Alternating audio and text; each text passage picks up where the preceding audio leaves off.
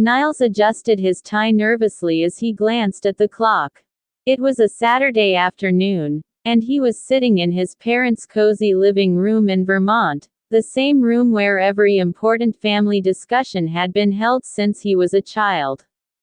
The walls were lined with old family photos, their gold frames glinting in the soft sunlight that streamed through the curtains. Today, Niles wasn't just here for a casual visit. He was here to tell his parents, Margaret and Harold, that he was getting married to Matilda, a bold and free-spirited French artist he had met while backpacking in Europe 6 months ago. "Niles," Margaret said, her voice warm as she handed him a cup of tea. "You've been awfully quiet. What's on your mind?" He hesitated, his stomach churning.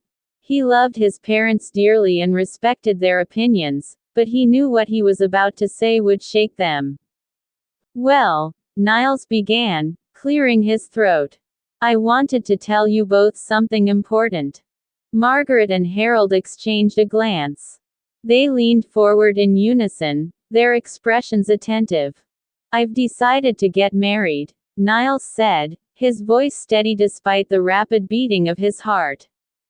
Margaret's eyes widened in surprise, and Harold's brow furrowed. "Married," Margaret repeated, her tone laced with disbelief. "To whom?"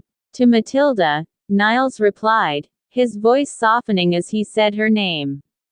"We've been dating for a few months now, and I know she's the one. She's smart, passionate, and—" "Wait," Harold interrupted, raising a hand. "You mean the woman from France? The one you met during your trip?" Margaret's face was a mixture of shock and disapproval. "Niles," she began carefully, "don't you think this is a bit rushed? You barely know her. 6 months isn't a long time to decide something as serious as marriage," Harold added, his tone more pragmatic than accusatory. Niles felt his chest tighten. "I understand why you might think that," he said, trying to remain calm. "But I know Matilda. We've spent so much time together, and she makes me happy in a way I've never felt before." Margaret frowned, setting her teacup down with a clink. "Niles, this isn't just about happiness. Marriage is about stability, commitment, and shared values. Have you thought about how different your lives are? She's an artist, for heaven's sake. How will she adjust to your life here? How will you adjust to hers?" Niles opened his mouth to respond, but Harold cut in. "Son, we're not saying this to hurt you. We just want to make sure you're not making a mistake." "It's not a mistake," Niles insisted, though his voice wavered. "I love her." Margaret sighed deeply, her expression softening but still lined with concern. "We just want what's best for you, Niles. And we're not sure this is it." Despite their reservations, Niles insisted that his parents meet Matilda. 2 weeks later, he brought her to Vermont for dinner. Matilda was everything Niles adored: vibrant, confident, and unapologetically herself. She wore a flowing red dress adorned with abstract patterns, her dark curls cascading freely around her face. She carried a small bouquet of wildflowers as a gesture of goodwill, but Niles could tell she was nervous.